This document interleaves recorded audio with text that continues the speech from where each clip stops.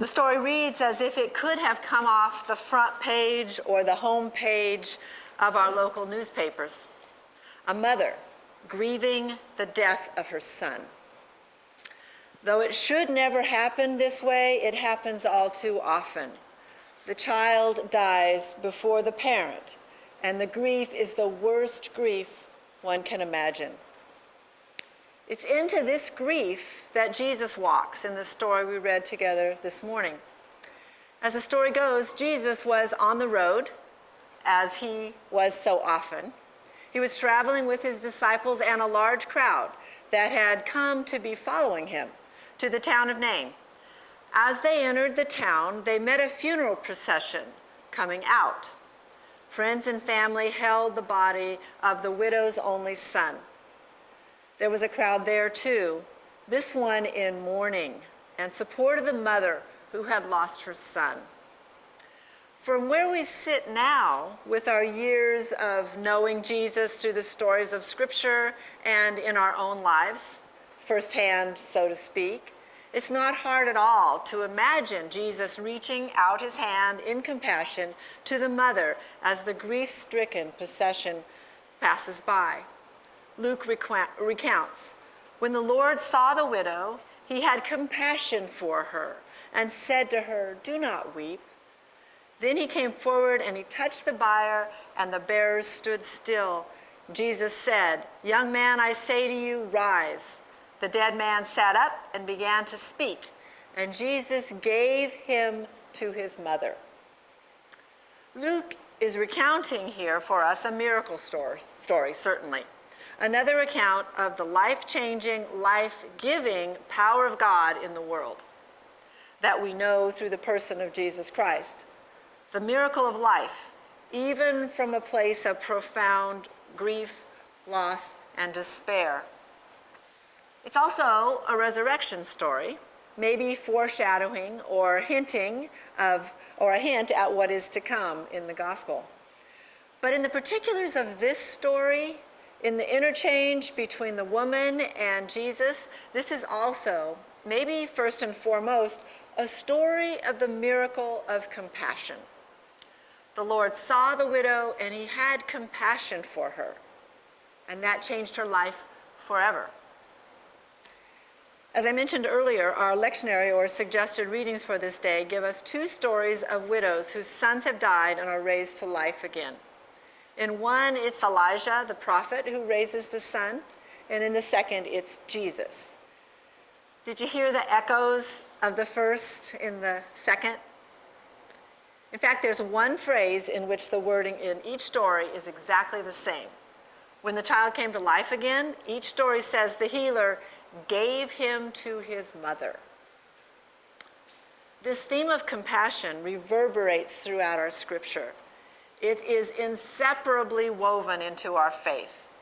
When I looked up the word compassion in dictionary.com, it read compassion, a feeling of deep sympathy and sorrow for another who is stricken by misfortune, accompanied by a strong desire to alleviate the suffering.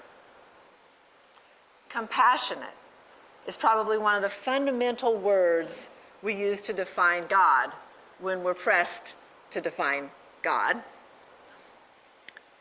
I would imagine for us as Christians, the word would be at the top of our definition because Jesus embodies compassion in his daily life and ministry. The Gospels are full of examples. Deep sympathy and sorrow for another's misfortune, and a strong desire to alleviate the suffering.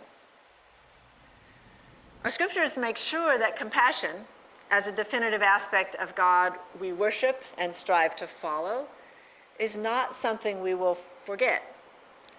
Compassion, active compassion, compassion that brings change, that brings life, is a central part of our ministry and our faith. I see it in you, in your relationships with one another, and in the ministries and outreach we share here together. Compassion is one of the ways through which our faith comes alive, isn't it? As familiar as we are with compassion, though, both here at Santa Teresa Hills and outside these walls, it doesn't hurt to get a little refresher course, returning to Scripture and looking again at Jesus' compassion in action. Two aspects or dimensions of compassion come to the forefront in this story of Jesus we read this morning, and in the story Lori read about Elijah and the widow as well. We're reminded in these stories that our compassion, the compassion of God we know in Jesus Christ, is justice-making and risk-taking. Scripture teaches that compassion, this sympathy and striving to alleviate suffering, is for all people, especially those in the margins. Women, and particularly widows, remember, had a very tenuous position in society in Jesus' day. They lived under the protection of their father's household and then their husbands. If they had the misfortune of the death of their husband, they came under the care of male relatives. And if there were none of those, they drifted to the margins of society and fell vulnerable to alienation and exclusion from the community and the simple daily provisions of family care. With the death of an only son, a widow would be left with nothing, as all of her personal possessions would revert to her husband's family. So in showing compassion here, Jesus was not only addressing the woman's profound personal suffering and grief at the death of her beloved son, but he was also addressing the woman's loss of her just place in community and in the society. It's important to note that Jesus' focus here is not the son who died, but the widow, the woman, for her sake, transforming her mourning to joy and her desolation to hope. Deep sympathy and sorrow for another's misfortune and a strong desire to alleviate the suffering. The compassion of Jesus brings wholeness and justice. This brings us to the second dimension of Jesus' compassion we see in the story. Active compassion involves taking risks. Jesus conversing and even acknowledging this unprotected and unknown to him widow would certainly have raised some eyebrows, to say the least, among the crowd that's gathered. Jesus goes even further, though. For a male Jew, the body of a dead person was considered unclean, and Jesus would have been forbidden to touch it.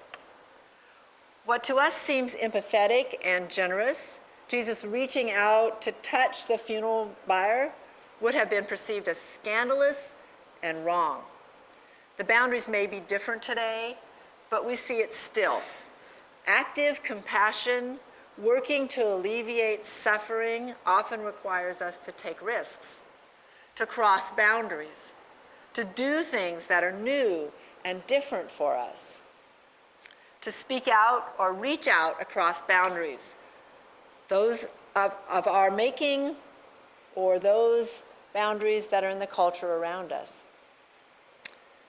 These two stories we hear this morning are clearly miracle stories, proclaiming the power of God to bring life even out of death.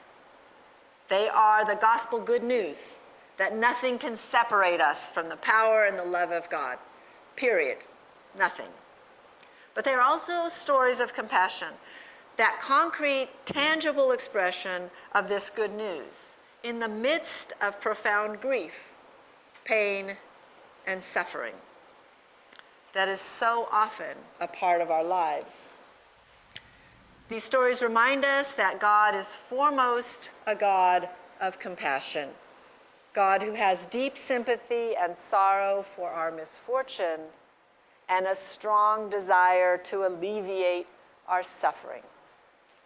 And we, as followers of God, we know in the compassion of Christ, are called to follow Jesus into those places that need this active compassion most, being the eyes and the hands of that compassion here.